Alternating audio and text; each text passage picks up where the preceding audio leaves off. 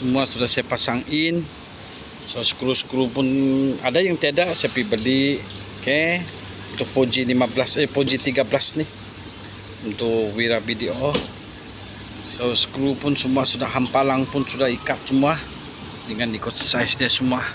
Oke, so ini bagus juga nih. Boleh nampak dia leaking ke apakah. Tengok timing bear sebelah sini kan. So saya just bab lah last tadi, tukar dia punya kawa gasket. Bab ni musim sejuk memang saya kasih dia 10-15 lah. 10 tu intake lah, just tu 15 lah. So besok tinggal kita combine yang itu skru lah. Tinggal itu skru untuk gearboxnya. Gearbox. Ini semua ni tinggal gearboxnya lagi nih.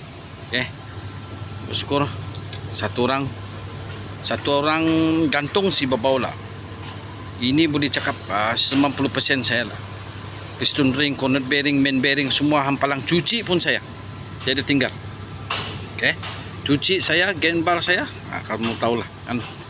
So besok kita akan combine gearbox. Lepas tu tengok jika tiada masalah, kita akan combine dari semua. Masuk dalam bonnet, dalam engine, dalam body. Oleh tempenai, apa-apa pun lihat sekejap. Belum makan lagi, sungkai dulu.